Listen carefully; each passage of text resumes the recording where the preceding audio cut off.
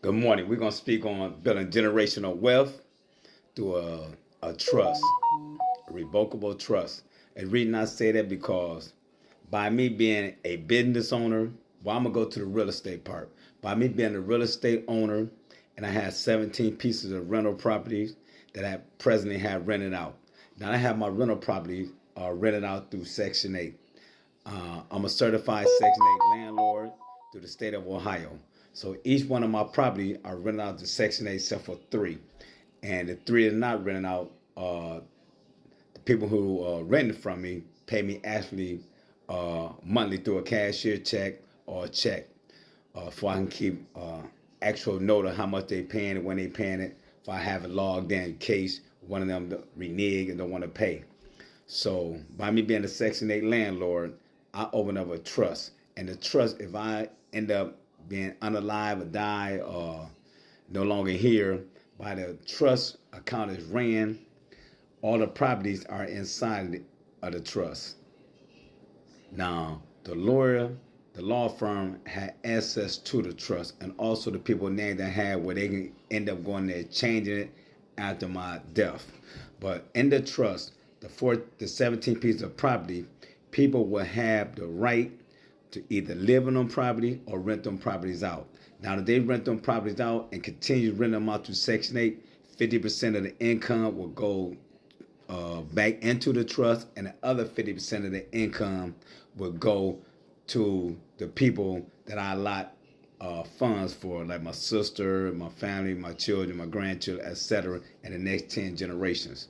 Now, during that trust process, they will be able to also purchase items from the church trust. Now, just say my great grandchildren, grandchildren, great grandchildren want to go to college, they can take loans out from the trust for college purposes. And then as time go on, they can take a loan out if they want to purchase a home. But the house will be bought by the trust, and they got to pay the loan back. So that adding another house to the trust. So anybody go inside that trust, they can take a loan out. It got to be for educational purposes, or it got to be for buying a dwelling, or they can live in a dwelling. And all the money that come in from the trust, when the proceeds come in from Section 8, like the rent, the 50% that come in each month will be invested into a mutual fund, an S&P 500 index fund or ETF fund, and that money will constantly grow. Don't want to tell people, you got to really start thinking about the future. You hear a lot of people here talking about, well, I want to build generational wealth. How can you build generational wealth when you don't have any assets? You have more liability than assets. By me having 17 pieces of property, I already started a foundation. And by me opening up the trust, I'm building a foundation. And by the trust is still working for me where the properties are building income for my heirs, that's starting the road to financial freedom for them through healthy, wealthy investing for generational wealth. Now, when I tell people that, they look at me like, well, how can I open up a trust account? Get with your attorney who will do estate planning. Now, once I did that, now every dollar that is being built in here going to gain 5, 10, maybe 15, 20, sometimes 30% yearly because it's going to be into an index fund or ETF fund in the S&P 500 for the next 500 years. That's why I tell people, you got to start planning for your heirs' financial freedom. The Louis Vuitton, the Gucci, the Stranahan, the Kennedys, the Rockefellers, the DuPonts. These people names are still in the fabric of America because they set up trust. A will is not the way to go. Because if I set up their will, it always going to be a family member, a friend, a co-worker, or employee that can go in and say, well, this person promised me this. This person promised me this. And then it can be held up and the court system and probate, and you don't want that because now the probate is eating up some of the funds for that, and then by being hooked up in that trust, automatically whoever name I have on that trust, that stuff will actually go to the people who I said it would go to.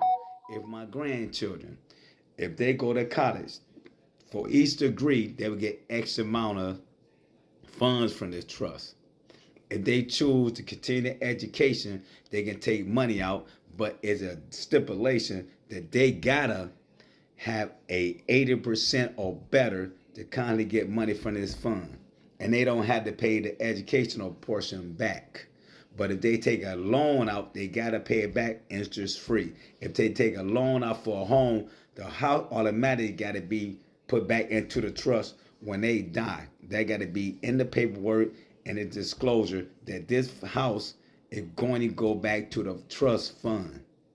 And they don't have to pay back the house. They got to pay back the loan, but they don't have to pay back the loan with interest. So that's the way I tell people constantly, start thinking like the white people in corporate America think. You can't think like your homie on the corner. You can't think like your gang banging partner. You can't think back guy who want to be like Big Meech. You got to start thinking like the Black Rocks, the Charles Schwab, the Vanguards, the Fidelities. If you don't, your family gonna still be out here with nothing, with an RIP shirt, a rise on this day, and departed on this day, and gonna leave you with a lot of old fake designer clothes and a regular car and a house in the hood that's leaning, that's flood damage. And I know it's harsh what I'm saying, but that's the reality of the black population. Most of our family only got an insurance policy that's big enough to bury them, but we don't leave no assets. We don't leave nothing in the trust that can kindly build up wealth. So what we got to do now, since everybody keeps saying, well, we don't know, our parents didn't know, but you know. Because it platforms out here teaching you this stuff every day. Stop using TikTok, Instagram, Facebook, and YouTube as an idiot box. Use the social media platform as an educational platform. Use it as a college. I always tell people I go to YouTube University. YouTube University made me a seven-figure individual. I don't care what your degree in. I don't care what your background is. Most people would never have a seven-figure portfolio, no matter how much education they get. But YouTube can help you get there if you apply that information to your life. So open up your trust, put all your assets in that trust, make it a revocable trust. So if you want to go in there and change stuff, it can be changed while you're still alive. And also give people the authority to change certain stuff when you're not alive anymore. And also make sure that any of your funds or your money or your property going there, if you're still renting it out during your death, that 50 to 60% of their income will be in a high yielding savings account or into a brokerage account like a S&P 500 for a constantly build wealth when you're not here. And you don't have to worry about it while you're in your grave, while you're up in heaven, thinking about if your family okay. We got to start thinking for them right now and thinking for their future. Because we all in the second and third and fourth quarters of our life. So build wealth now to make sure your family is taken care of in the future. Peace out, Os.